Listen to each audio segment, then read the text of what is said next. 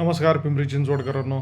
आणि सर्वप्रथम फेसबुक व्हॉट्सअपच्या माध्यमातून किंवा प्रत्यक्ष फोन करून ज्या मित्रांनी किंवा ज्या हितचिंतकांनी काल सपोर्ट दाखवला किंवा काळजी व्यक्त केली त्यांचे पहिले तर मनापासून धन्यवाद मानतो.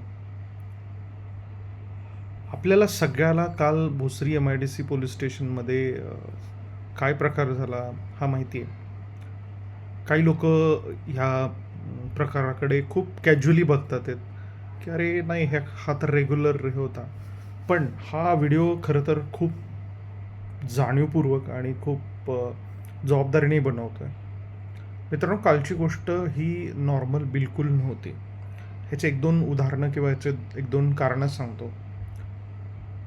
पिंपरी चिंचवडमध्ये मी गेली 12-1 वर्ष पर्यावरणामध्ये काम करतोय.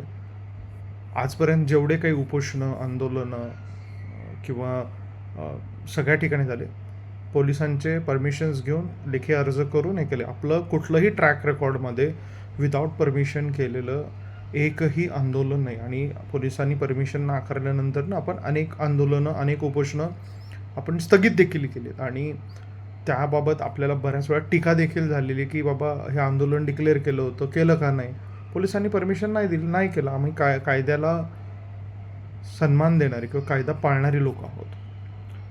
दुसरी गोष्ट, पिंपरी चिंचवडमध्ये अवैध वृक्षतोड असू दे किंवा इतर बाकीच्या गोष्टी असू दे, अनेक पोलीस स्टेशन्सला आपले अनेक वेळा भेटी होतात. अनेक पोलीस अधिकारी आणि अनेक पोलीस कॉन्स्टेबल असतील, ACPs असतील, सिनियर PIs असतील किंवा पोलीस आयुक्तालयातले लोक असतील, हे आपल्याला खूप चांगल्या पद्धतीने ओळखतात. आपला ट्रॅक रेकॉर्ड देखील त्याबाबतचा खूप स्वच्छ आणि स्पष्ट आहे.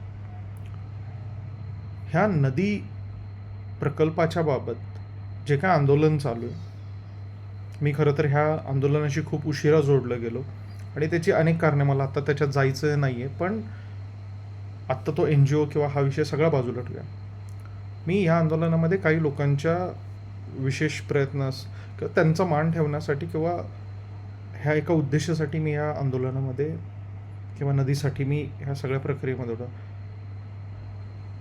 हे जे आत्ता नदी सुधारच्या विरुद्ध जे काही आपण म्हणतो की रान पेटवलं गेलं किंवा ह्याच्यामध्ये मी एक खूप छोटा कार्यकर्ता आहे. असे अनेक सिनियर पुणे आणि पिंपरी चिंचवडमधली लोक ह्याच्यामध्ये काम करतात आहेत. काल एक विशेष गोष्ट जाणवली की अचानक IBला असं काहीतरी हातात त्यांच्या पडतं. त्याच्यामध्ये काही ठराविक लोकांची नावं दिली जातात, पण इतर लोकांची नावं त्याच्यामध्ये नसतात. IBला असे ठराविक याच लोकांचे असे काय पुरावे मिळाले किंवा अशी काय घटना घडली की ह्या लोकांना आपण आत्ता तरी असं म्हणू शकतो की इल्लिगली कुठलंही इन्फॉर्मेशन न देता डिटेन, एक थोडक्यात एक प्रकारची अटक असते, करून ठेवावे लागलं. आणि ते पण राज्याचे मुख्यमंत्री आणि गृहमंत्री यांच्या ताफ्याला धोका आहे असं सांगून. या निमित्तानं आपण काल देखील ACPंना आणि सिनियर PIंना तो प्रश्न विचारायचा प्रयत्न केला, पण त्यांनी त्याची उत्तरं दिली नाहीत. पण ही गोष्ट खूप सिरियस आहे की काही ठराविक लोकांची नावं जी आंदोलनामध्ये काही आत्ताच आलेली आहेत, ठीक आहे, ह्याच्या आधी जी काही आंदोलनं झाली ही सगळी पोलिसांची परमिशन घेऊन झाली. आणि काल देखील असं कुठलंही आंदोलन, असं कुठल्याही पोलिसांना आपण अर्ज केला नव्हता. आणि हे त्यामुळे IBला ही इन्फॉर्मेशन कुठनं मिळाली हा एक मोठा प्रश्न आहे. पण उद्या आपण ह्याच्यासाठीच पिंपरी चिंचवड पोलीस आयुक्त विनय चौबे यांना आपण जाऊन भेटणार आहे.